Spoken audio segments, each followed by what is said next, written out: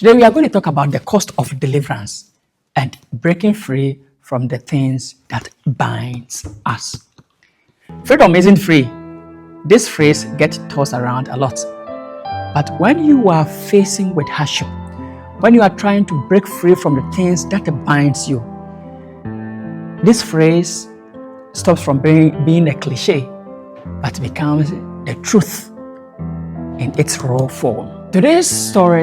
Today's lesson is from Exodus 5, when the Israelites were breaking free from their bondage.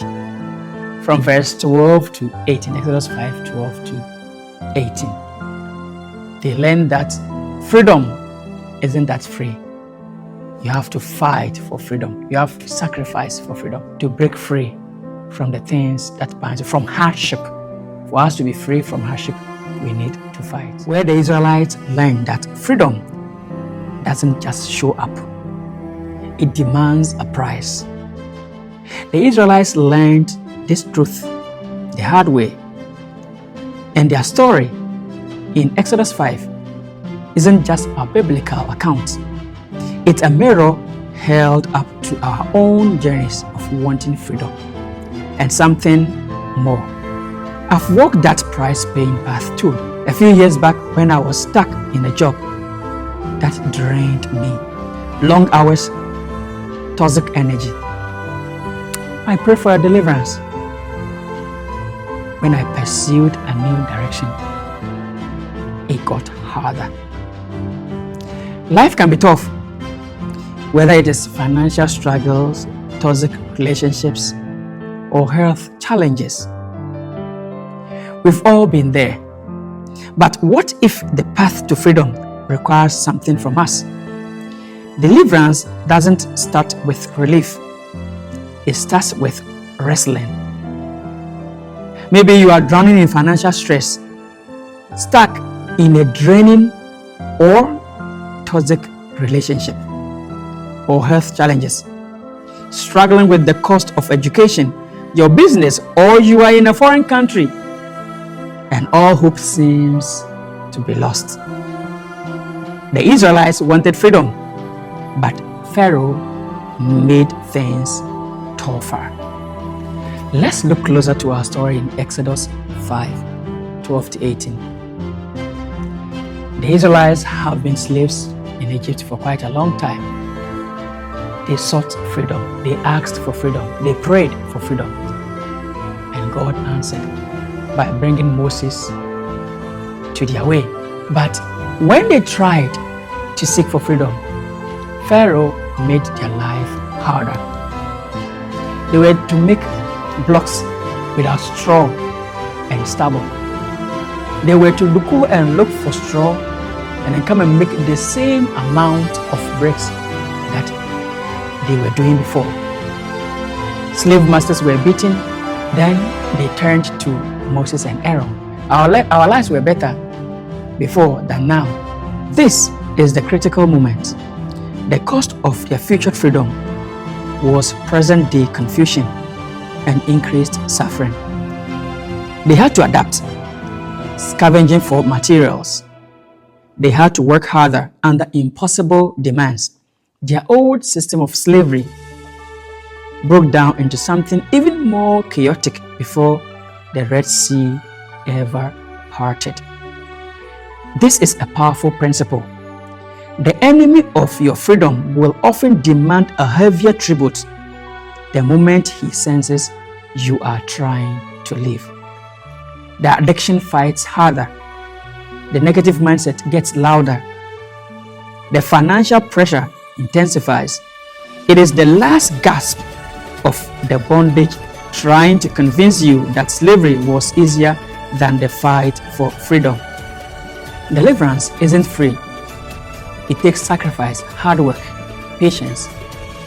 But the results? Freedom, growth, purpose. The old apostle Paul, in Romans 5:3-4, he says suffering produces perseverance, and perseverance produces character, and character produces hope. Sacrifice is letting go of comfort, security, or things holding you back. Hard work is pushing through struggles even when it feels impossible. Patience is waiting for the right time, trusting the process. And growth is changing yourself, facing your fears, and becoming stronger. The Israelites wanted freedom, but Pharaoh made things harder. They had to adapt, work hard, and trust God. Now let's talk about how we break out. How do we negate this? How do we press through when seeking freedom seems like a demotion? First, seek the deliverer, not just the deliverance. The Israelites had to learn to trust God, not just His plan. In the confusion, go back to the source of your strength. Pray for perseverance, not just a pass. Second, find your community. The Israelites, though things were hard, had each other. You need to find someone who will remind you of your why when the how gets tougher. A friend, a mentor, a faithful partner who will always help you in times of hardship. In times when you are breaking free, it's getting harder. When the addiction rings harder, find a community. Third, practice radical reflection. Ask yourself, what is this hardship teaching me? What can I learn from this hardship? What can I learn from this demotion, this thing that is strangling my life?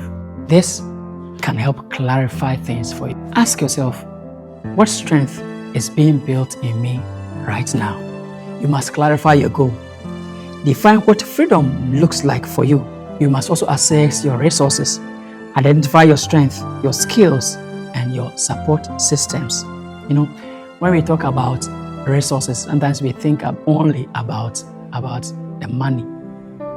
But your support system, like the people around you, they are all resources. Third, take small steps. Break down the journey into manageable actions. Fourth, stay accountable. Share your goals with someone who will support you. Fifth, adapt and persist. Be willing to adjust and keep pushing forward. Deliverance isn't free. It comes with a price. The Israelites wanted freedom, but they had to pay the price. The price of making the same amount of bricks without straw being given to them. If you want to break free from your old habits, it is not going to be easy.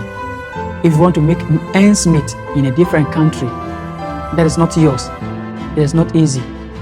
The stigma, the name callings, but you need to persist. Sometimes you are due for a promotion, but because you are not from the country, because you are not from the same race, you are denied that promotion.